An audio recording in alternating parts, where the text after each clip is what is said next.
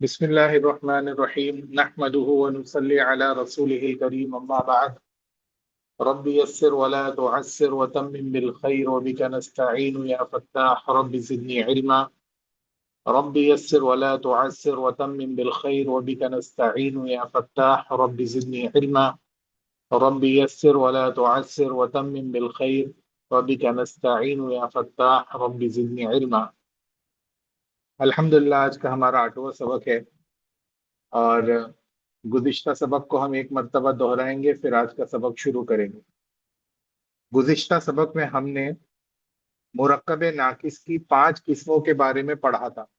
مرکب ناقص وہ مرکب ہے، یعنی وہ کمپاؤنڈ ہے، یعنی وہ سیٹ آف ورڈز ہے جو سارے مل کر بھی اپنا پورا معنی ادا نہیں کر سکتے، یعنی سننے والے کو کسی چیز کا فائدہ حاصل نہیں ہو سکتا۔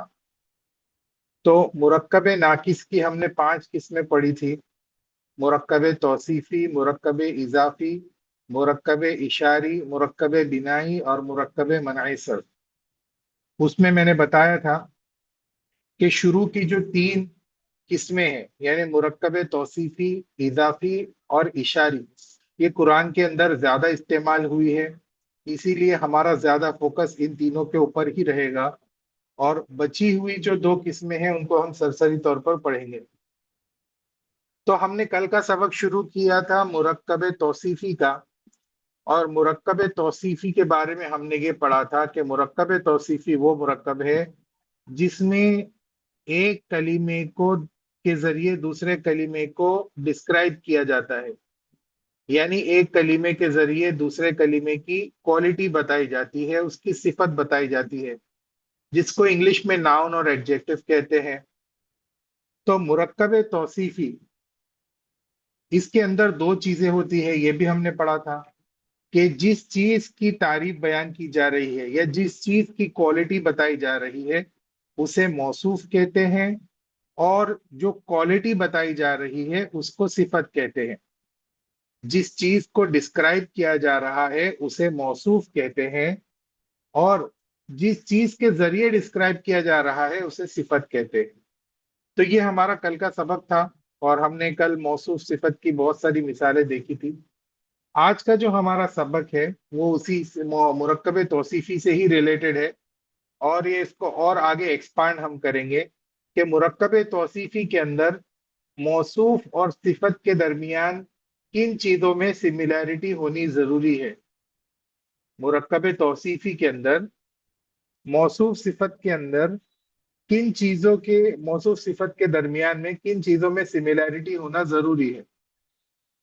اگر مرکب توصیفی میں موصوف اور صفت کے اندر ان چیزوں میں سملیرٹی نہیں پائی جائے گی تو مرکب توصیفی برابر نہیں ہوگا، گرامیٹیکلی انکریکٹ ہوگا۔ مرکب توصیفی کے صحیح ہونے کے لیے موصوف اور صفت یعنی ناؤن اور ایڈجیکٹو کے درمیان ان 5 چیزوں میں سملیرٹی ہونا ضروری ہے۔ اگر ان 5 چیزوں کے اندر سملیرٹی نہیں ہوگی تو پھر یہ گرامیٹیکلی انکریکٹ ہوگا، اور یہ مرکب توصیفی کا جملہ صحیح نہیں بنے گا۔ تو وہ 5 چیزیں وہ 4 چیزیں کون کون سی ہے؟ وہ 4 چیزیں ہیں: جنس، عدد، تعریف و تنکیر اور اعراب۔ جنس کہتے ہیں جینڈر کو، عدد کہتے ہیں نمبر کو، تعریف اور تنکیر ڈیفینیٹ اور انڈیفینیٹ، اور اعراب کہتے ہیں گرامیٹیکل سٹیٹ کو۔ اب یہ 4 چیزیں ایسی ہیں کہ ان 4 کے الگ الگ ٹاپک ہوں گے باقاعدہ، ہمارے جو آگے کے سبق ہوں گے اس کے اندر ہم ان چاروں چیزوں کو بہت تفصیل کے ساتھ میں پڑھیں گے۔ جینڈر کو بھی بہت تفصیل کے ساتھ میں پڑھیں گے کہ ہر زبان کے اندر جینڈر ہوتا ہے، ہر زبان کے اندر جو ورڈز ہوتے ہیں ان ورڈز کے بھی جینڈر ہوتے ہیں، کچھ ورڈز میسکولین ہوتے ہیں، کچھ ورڈز فیمینن ہوتے ہیں۔ بالکل ایسے ہی عربی زبان کے اندر بہت سارے ورڈز ایسے ہیں جو میسکولین ہیں اور فیمینن ہیں۔ اب کون سے ورڈ میسکولین ہیں، کون سے ورڈ فیمینن ہیں، ان کی کیا پہچان ہے، یہ باقاعدہ ایک پورا ٹاپک ہے، تو انشاءاللہ اس کو ہم آگے کے سبق میں کور کریں گے۔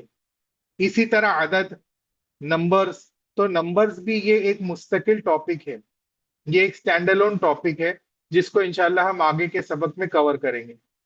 اسی طرح تعریف اور تنکیر، ڈیفینیٹ اور انڈیفینیٹ، ڈیفینیٹ کس کو کہتے ہیں اور انڈیفینیٹ کس کو کہتے ہیں، یہ بھی ایک مستقل تعریف، ایک مستقل ٹاپک ہے.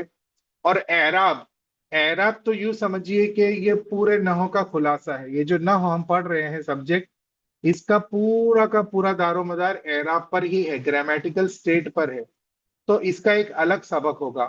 آج ان ناموں کو سن کر ہمیں گھبرانا نہیں ہے، ہمیں صرف اس بات کی طرف دھیان دینا ہے کہ موصوف اور صفت کے اندر یہ چیزیں پائی جا رہی ہیں یا نہیں پائی جا رہی ہیں. صرف ہمیں اتنا دھیان دینا ہے.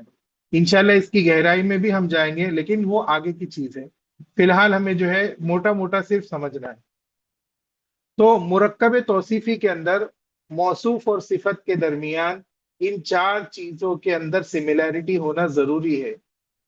یعنی اگر موصوف میل ہوگا تو صفت میل ہونی چاہیے، موصوف اگر ایک ہوگا تو صفت ایک ہونی چاہیے، موصوف اگر ڈیفینیٹ ہوگا تو صفت ڈیفینیٹ ہونی چاہیے.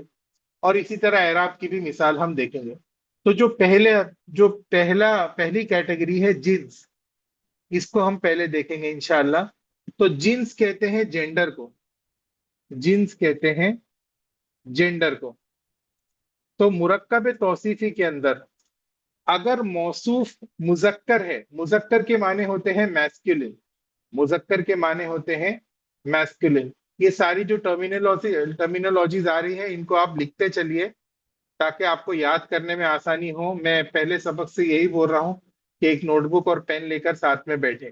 تو یہ جو نئے نام آ رہے ہیں، جیسے جنس ایک نیا نام آیا اور ابھی مذکر نیا نام آیا، تو ان کو لکھتے چلے. اور میں نے آگے جو ہے انگلش میں اس کو کیا کہتے ہیں وہ بھی لکھا ہوں، اور عربی کو اگر انگلش میں لکھیں گے اگر آپ، تو رومن میں اس کو کیسا لکھیں گے وہ بھی میں نے لفظ کے نیچے لکھا ہے، تو تاکہ آپ کو اس کے نوٹ لکھنے میں آسانی ہو.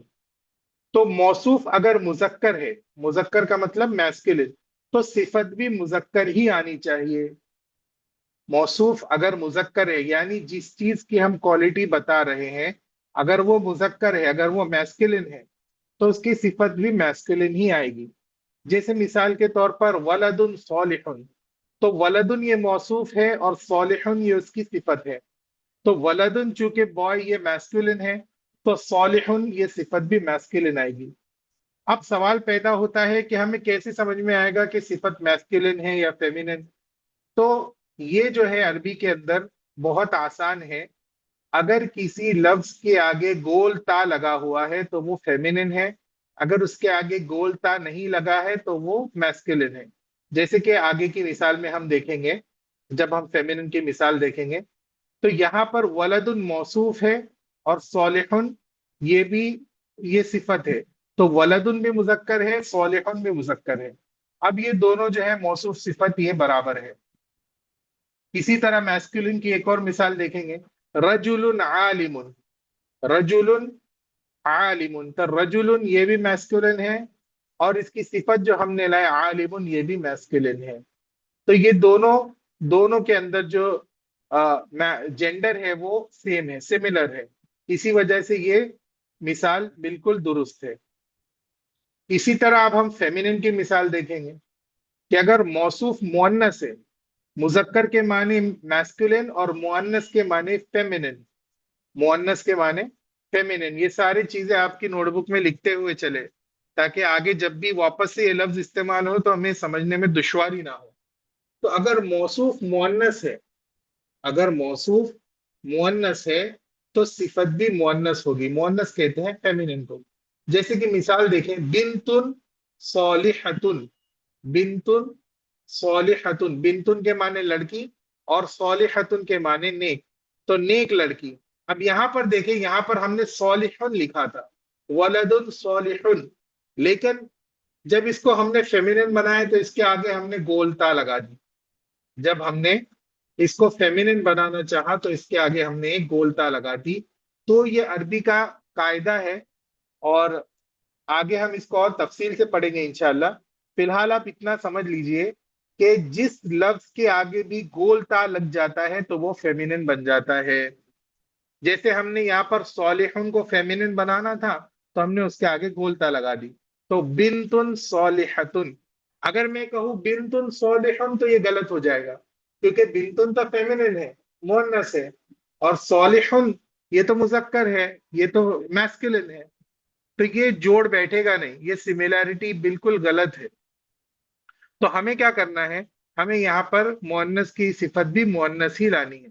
تو یہاں پر بنتن موصوف مؤنث، صالحتن صفت مؤنث، بنتن مؤنث، صالحتن مؤنث۔ عربی کے اندر فیمنن بنانے کا آسان طریقہ میں نے آپ کو بتایا کہ کسی بھی لفظ کے آگے گولتا لگا دیجئے، وہ فیمنن بن جائے گا۔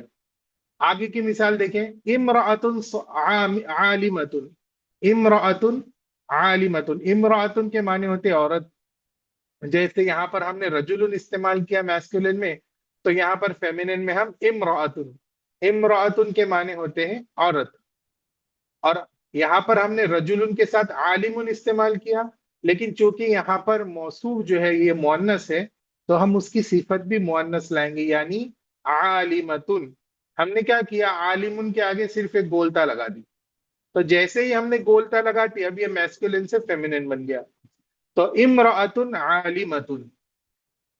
سمجھ میں آ رہا ہے کہ موصوف اگر مذکر ہو تو صفت بھی مذکر لائیں گے، یعنی موصوف اگر میسکلن ہو تو صفت بھی میسکلن آئے گی، اور موصوف اگر مؤنث ہو تو صفت بھی مؤنث آئے گی۔ اتنی بات سمجھ میں آئی؟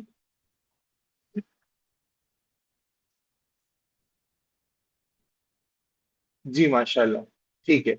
اب آگے اس کی ایک اور مثال دیکھیں، اس کو سمجھنے کی ضرورت ہے کہ اگر موصوف کوئی ایسی چیز ہے جو کہ نان ہیومن ہے، موصوف اگر ایسی چیز ہے جو کہ نان ہیومن ہے، انسان نہیں ہے، اور ساتھ ہی میں پلورل ہے، سنگولر نہیں ہے۔ اگر موصوف، واپس سے دھیان سے سنیے، یہ بہت دھیان سے سمجھنے کی چیز ہے، اور یہ عربی کا بہت ہی امپورٹنٹ قاعدہ ہے، اور یہ ہر جگہ استعمال ہوتا ہے۔ تو اگر موصوف یعنی جس چیز کی ہم صفت بیان کر رہے ہیں، جس چیز کی ہم کوالٹی بیان کر رہے ہیں، جس چیز کو ہم ڈسکرائب کر رہے ہیں، اگر وہ نان ہیومن ہے، ہیومن نہیں ہے، نان ہیومن ہے، اور نان ہیومن کے ساتھ ساتھ پلورل ہے، سنگولر نہیں ہے، نان ہیومن کے ساتھ ساتھ پلورل ہے، تو اس کی صفت بھی مؤنث لائیں گے۔ اگر موصوف پلورل نان ہیومن ہے تو اس کی صفت بھی مؤنث لے کر آئیں گے۔ جیسے مثال کے طور پر یہاں پر ہے ابواب، ابواب یہ ڈورز کو کہتے ہیں، ایک دروازے کو کہتے ہیں بابن، اور کئی دروازوں کو کہتے ہیں ابواب۔ تو بابن یہ سنگولر ہے، اور ابواب یہ پلورل ہے۔ تو ابواب یہ پہلی بات تو نان ہیومن ہے، اور دوسری بات پلورل ہے۔ تو اگر کوئی موصوف پلورل ہو اور نان ہیومن ہو، یعنی غیر عاقل ہو، اگر نان ہیومن کو ہم اردو میں ترجمہ کریں گے تو اس کو ہم کہیں گے غیر عاقل، اور پلورل کا ترجمہ ہم اردو میں کریں گے جمع۔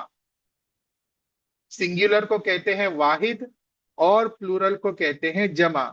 تو اگر موصوف غیر عاقل کی جمع ہو، یعنی پلورل نان ہیومن ہو، تو اس کی صفت بھی مؤنث آئے گی۔ جیسے یہاں پر ابواب مفتوحتن، کھلے ہوئے دروازے، کھلے ہوئے دروازے، تو یہاں پر ہم صفت لا رہے ہیں کھلا ہوا، لیکن ہم صفت میں اگر آپ غور کریں گے تو یہ فیمینن ہے، اس کے آگے گولتا ہے، تو بھائی گولتا کیوں آئی اس کی صفت؟ تو صفت گولتا اس لیے آئی کیونکہ عربی کے اندر جو نان ہیومن چیز ہوتی ہے، اور جب وہ پلورل فارم میں آتی ہے تو اس کی صفت بھی فیمینن آتی ہے، یعنی اس کی صفت بھی مؤنث لائی جاتی ہے۔ یہ سمجھنے میں تھوڑا سا ٹرکی ہے، لیکن انشاءاللہ جب سمجھ میں آئے گا تو بہت آسان ہے۔ تو غیر عاقل کی جمع یہ مؤنث کے حکم میں ہوتی ہے، یہ مؤنث آتی ہے۔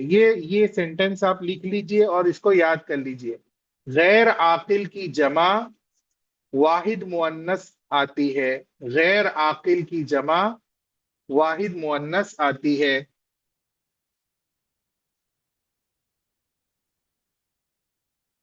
جیسے کہ اگر ہم یہاں پر مفتوحتن، تو مفتوحتن کے لیے ہم ہیومن کی مثال لانا بہت مشکل ہے، کیونکہ کھلا ہوا آدمی کیسے ہوگا؟ تو यहाँ पर इस मिसाल में तो नहीं ला सकते, बस इतना समझ लीजिए कि आप यहाँ पर ता हटा दीजिए। चलो मिसाल के तौर पर हमें एक मिसाल बनाना ही है, तो हम यहाँ पर लाएंगे रजुलुन मफ्तूहुन, या अगर अबवाब का सिंगुलर हम लेकर आएंगे तो बाबुन मफ्तूहुन, बाबुन मफ्तूहुन आएगा। बाब ये अबवाब का वाहिद है, अबवाब ये प्लूरल है, अबवाब के माने होते हैं दरवाजे, इसका सिंगुलर आता है बाबुन। तो बाबुन की अगर हम सिफत लाएंगे तो उसके साथ लिखेंगे बाबुन मफ्तूहुन, बाबुन मफ्तूहुन, बोलता नहीं लाएंगे, उसको मैस्कुलिन ही लेकर आएंगे। लेकिन जब हम उसको प्लूरल फॉर्म में लेकर आएंगे, ऐसी चीज को जो कि नॉन ह्यूमन है, जब हम उसको प्लूरल फॉर्म में लेकर आएंगे तो उसकी सिफत मुअन्नस ही लेकर आएंगे। तो अबवाबुन मफ्तूहतुन। इसी तरह एक और मिसाल समझिए कि बकरातुन, बकरातुन के माने होते हैं गाय, काउज, इसकी वाहिद आती है, इसका सिंगुलर होता है बकरा। जैसे कि सूरह बकरा कुरान के अंदर है, इसका मतलब होता है गाय, काव।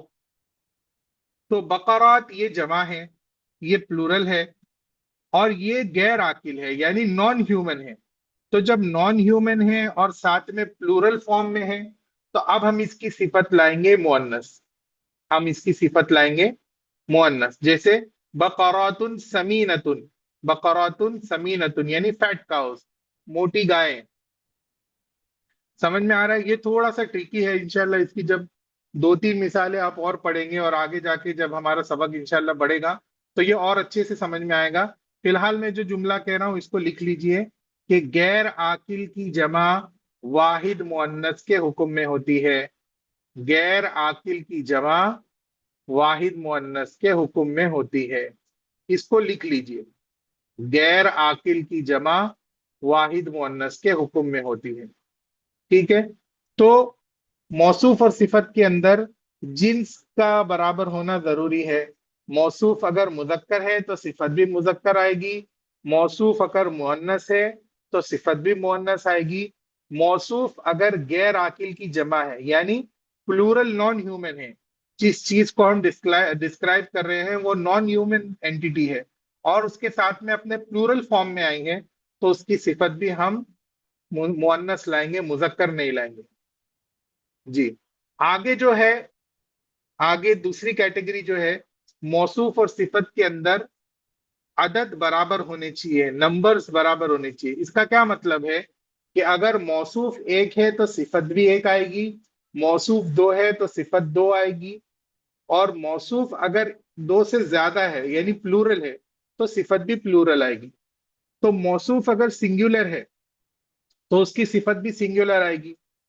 तो सिंगुलर को अरबी में कहते हैं वाहिद, सिंगुलर को अरबी में कहते हैं वाहिद। अदद कहते हैं नंबर को, ये भी आप लिख लीजिए अपनी नोटबुक में। और सिंगुलर को अरबी में कहते हैं वाहिद। अब ये हमारी वही मिसाल है, अल वलदुस्सालिहु, नेक लड़का। अब यहाँ पर मौसूफ ये एक है, मौसूफ ये एक है यानी सिंगुलर है, तो उसकी सिफत भी सिंगुलर लाएंगे, प्लूरल नहीं लाएंगे, डुअल नहीं लाएंगे। तो अल वलदुस्सालिहु, नेक लड़का। इसी तरह मुअन्नस में भी अगर लड़की एक है, मौसूफ एक है, तो सिफत भी एक आएगी। जैसे अल बिन्तु सॉलिहतु, ये तो आसान है, इसको ज्यादा समझने की जरूरत नहीं। अब हम चलते हैं डुअल फॉर्म में, यानी मौसूफ दो है। मौसूफ कितने हैं? मौसूफ दो हैं, तो सिफत भी दो आएगी। अरबी के अंदर एक से दो बनाने का तरीका बहुत आसान है, अरबी के अंदर एक से दो बनाने का तरीका बहुत आसान है। सिर्फ उस लफ्ज के आगे हम अलिफ और नून बढ़ा देंगे। जैसे यहां पर था अल वलदु, तो हम उसके आगे अलिफ और नून लगा देंगे, अल वलदानी, अल वलदानी। वलदुन से वलदानी, कलमुन से कलमानी, बैतुन से बैतानी। सिर्फ उसके आगे हम अलिफ और नून बढ़ा देंगे, तो अलिफ और नून बढ़ाने से वो सिंगुलर से डुअल हो जाएगा, यानी एक से दो हो जाएगा। अब दो नेक लड़के, दो नेक लड़के, तो वलदुन ये वाहिद था, हमने अलिफ नून लगाकर उसको तस्निया बना दिया। डोल को अरबी में कहते हैं तस्निया, ये सब टर्मिनोलॉजीज लिख लीजिए। वाहिद सिंगुलर को कहते हैं, तस्निया डोल को कहते हैं, यानी दो। تو موصوف یہاں پر دو ہے، موصوف کو ہم نے دو بنا دیا. کیسے دو بنا دیا؟ الف نون لگا کر. تو ولدن سے ولدانی. اب جب موصوف دو ہے تو صفت بھی دو آئے گی. صفت دو الگ الگ صفت نہیں، بلکہ اس صفت کو ہی الف نون لگا کر دو کر دیں گے. اس صفت کو ہی الف نون لگا کر دو کر دیں گے. تو ولدانی الصالحانی، الولدانی الصالحانی، دو نیک لڑکے. سمجھ میں آ رہی ہے کہ موصوف اگر تسنیہ ہو یعنی ڈوئل ہو تو صفت بھی تسنیہ آئے گی. اسی طرح اگر موصوف مؤنث تسنیہ ہو یعنی مؤنث بھی ہے، فیمینن بھی ہے، اور ساتھ میں تسنیہ بھی ہے، تو بنتن سے بنتانی ہو گیا. میں نے جیسے بتایا کہ ڈوئل بنانے کا طریقہ بہت آسان ہے، صرف آخر میں الف اور نون کو بڑھا دیں گے. تو البنتن سے ہو گیا البنتانی. اب جب موصوف دو ہو گئے تو صفت کو بھی دو بنانا پڑے گا. تو صالحتن سے ہم نے اس کو کر دیا صالحتانی. صالحتن سے ہم نے کر دیا صالحتانی. تو واحد موصوف ہے تو صفت بھی واحد، اور موصوف اگر تسنیہ ہے تو صفت بھی تسنیہ لائیں گے. اب اگر موصوف جمع ہے، جمع کہتے ہیں پلورل کو، تو اس کی صفت بھی جمع لائیں گے. تو یہاں پر ولدن کا پلورل ہوتا ہے اولادن. ولدن کا پلورل اولاد. تو الاولاد الصالحون، تو موصوف یہ بھی پلورل ہے تو اب اس کی صفت بھی پلورل لائیں گے. تو صالحن سے صالحون ہو جائے گا.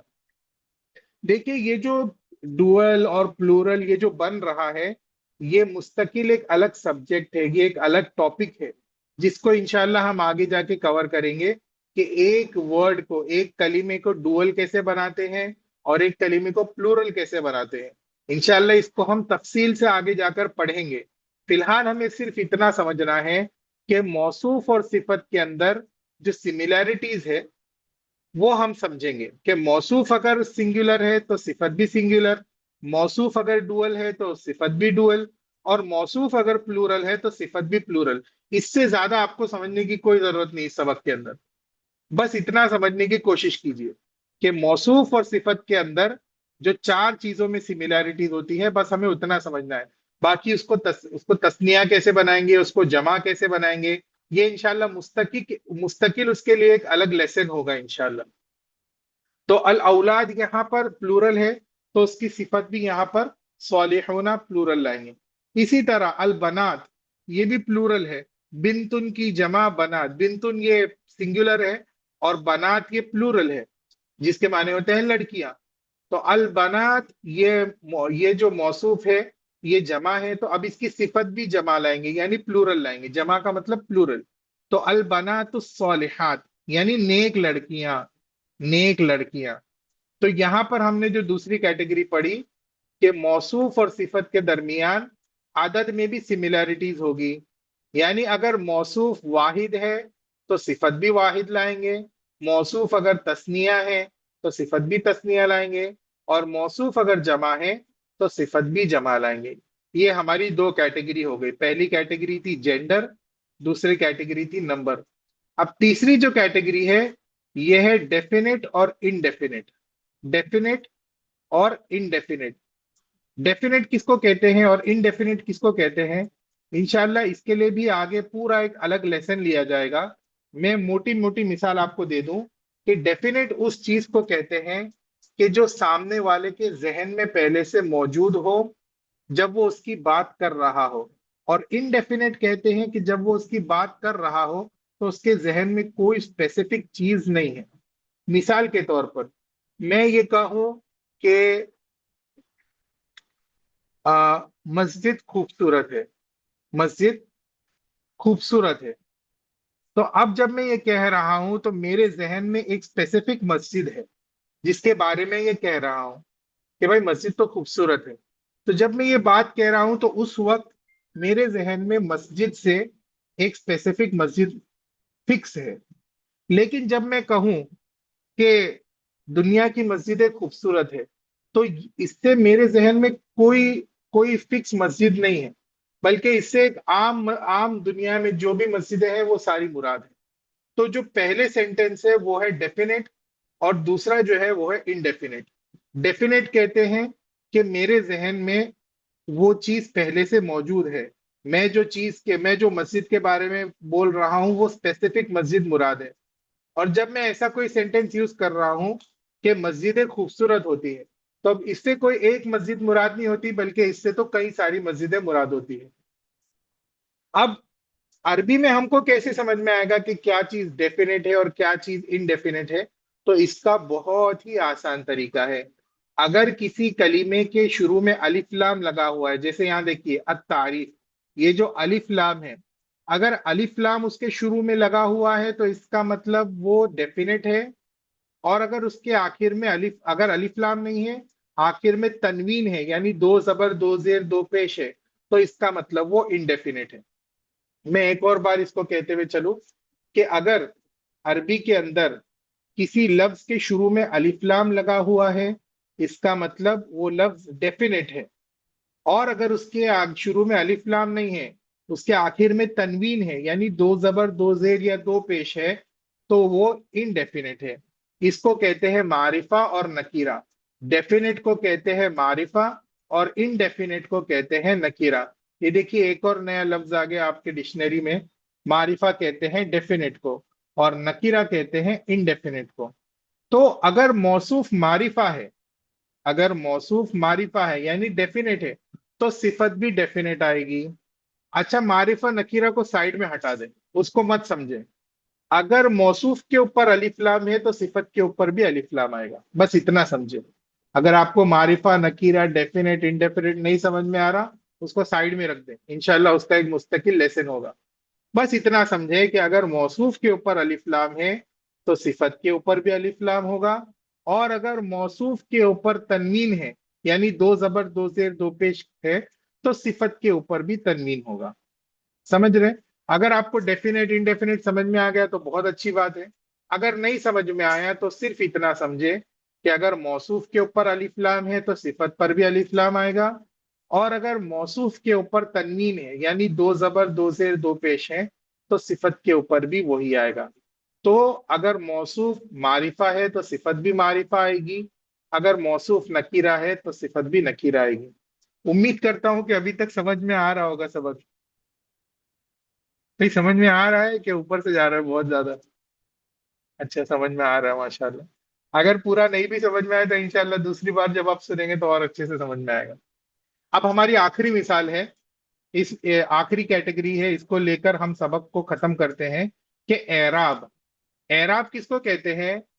اعراب کس کو کہتے ہیں یہ سمجھنے کے لیے ہمیں بہت سارے لیسنز لینے پڑیں گے، کیونکہ اعراب جو ہے یہ پورے نحو کا خلاصہ ہے، پورے نحو کا نچوڑ ہے. اعراب کو اگر ہمیں اعراب سمجھ میں آ گیا تو ہمیں عربی سمجھ میں آ گئی. تو ہمیں اعراب یہ 3 منٹ میں سمجھ میں نہیں آئے گا. بس آپ اتنا سمجھے، اعراب کہتے ہیں ہر کلمے کی آخری کی حالت کو، ہر کلمے کی آخری کی حالت کو. اور اعراب 3 طرح کے ہوتے ہیں: رفع، نصب اور جر. اس کو اپنی کتاب میں لکھتے چلیں: رفع، نصب اور جڑ. جر، جڑ نہیں، جر. رفع، نصب اور جر. تو یہ کن چڑیا کا نام ہے؟ یہ انشاءاللہ ہمیں آگے کے سبق میں سمجھ میں آئے گا. صرف اتنا سمجھیں کہ اگر موصوف حالت رفع میں ہے تو صفت بھی حالت رفع میں آئے گی. اگر موصوف حالت نصب میں ہے تو صفت بھی حالت نصب میں آئے گی. اور موصوف حالت جر میں ہے تو صفت بھی حالت جر میں آئے گی. اگر سمجھ میں آ گیا تو بہت اچھی بات ہے. نہیں سمجھ میں آیا تو اتنا سمجھے کہ اگر موصوف کے اوپر پیش ہے تو صفت کے اوپر بھی پیش آئے گا. اگر موصوف کے اوپر زبر ہے تو صفت کے اوپر بھی زبر آئے گا. اور موصوف کے نیچے زیر ہے تو صفت کے نیچے بھی زیر آئے گا. بس اتنا ہی سمجھے. اعراب جو ہے، اعراب یہ بھی لکھ لیجیے آپ کی نوٹ بک میں. اعراب کہتے ہیں ہر کلمے کی آخری حالت کو. اعراب کہتے ہیں ہر کلمے کی آخری حالت کو. میں نے پہلے سبق میں بتایا تھا کہ جو لاسٹ میں جو زبر زیر پیش آتا ہے، اسی سے عربی کا ترجمہ ڈیفائن ہوتا ہے، اسی سے عربی سمجھ میں آتی ہے. جیسے یہاں پر ذهب الولد الصالح، ذهب یہ فعل ہے، اور الولد الصالح یہ فاعل ہے، تو یہاں پر فاعل ہونے کی وجہ سے ولد کے اوپر پیش آیا۔ اب جب ولد کے اوپر پیش آیا تو چونکہ موصوف جو ہے، صفت جو ہے یہ موصوف کے تابع ہوتا ہے، جیسا موصوف ہوتا ہے ویسی صفت آتی ہے، تو ولد کے اوپر پیش آنے کی وجہ سے صفت کے اوپر بھی پیش آ گیا۔ اسی طرح رأیت الولد الصالح، میں نے ایک نیک لڑکے کو دیکھا، یہاں پر ولد الصالح یہ مفعول بن رہا ہے، اور مفعول ہونے کی وجہ سے اس کے آخری لیٹر پر زبر آ رہا ہے، تو ولد کے آخری لیٹر پر زبر آیا تو صفت جو ہے یہ موصوف کے تابع ہوتی ہے، اسی لیے صفت کے آخری لیٹر پر بھی زبر آئے گا، تو موصوف کے اوپر زبر ہے تو صفت کے اوپر بھی زبر ہے۔ اور آخر میں یہاں پر مررت بالولد الصالح، یہاں پر ولد کے نیچے زیر آ رہا ہے، تو ولد کے نیچے جب زیر آ رہا ہے تو صفت کے نیچے بھی زیر آئے گا۔ بس اتنا ہی سمجھیے، اس کو زیادہ سمجھنے کی کوشش مت کیجیے، اتنا سمجھیے کہ ولد کے اوپر، موصوف کے اوپر اگر پیش آئے گا تو صفت پر بھی پیش آئے گا، موصوف کے اوپر اگر زبر آئے گا تو صفت کے اوپر بھی زبر آئے گا، اور موصوف کے نیچے اگر زیر آئے گا تو صفت کے نیچے بھی زیر آئے گا۔ بس اس کو کہتے ہیں اعراب، اعراب کہتے ہیں ہر کلمے کی آخری حالت کو۔ تو یہ جو آخری لیٹر پر زبر زیر پیش یہ جو چینج ہو رہا ہے اسی کو اعراب کہتے ہیں۔ اب یہ کیوں چینج ہو رہا ہے، کن حالتوں میں چینج ہو رہا ہے، کیسے چینج ہو رہا ہے، تو یہ سب انشاءاللہ ہم آگے کی چیزوں، آگے کے سبق میں پڑھیں گے۔ اللہ تعالی ہمیں وہاں تک پہنچنے کی توفیق عطا فرمائے۔ تو آج کا سبق میں ریپ اپ کروں کہ مرکب توصیفی یعنی موصوف اور صفت کے اندر چار چیزوں میں مطابقت یعنی سملیرٹیز ہونا ضروری ہے۔ موصوف اگر میسکولین یا فیمینن ہے تو صفت بھی میسکولین یا فیمینن آئے گی۔ موصوف اگر سنگولر، ڈوئل یا پلورل ہے تو صفت بھی سنگولر، پلورل یا ڈوئل آئے گی۔ موصوف اگر ڈیفینٹ ہے تو صفت بھی ڈیفینٹ آئے گی۔ موصوف اگر انڈیفینٹ ہے تو صفت بھی انڈیفینٹ آئے گی۔ اور موصوف کے اوپر جو اعراب ہے صفت کے اوپر بھی وہی اعراب آئے گا، یعنی موصوف کے اوپر اگر زبر ہے تو صفت پر بھی زبر، موصوف پر اگر پیش ہے تو صفت پر بھی پیش، اور موصوف کے نیچے اگر زیر ہے تو صفت کے نیچے بھی زیر۔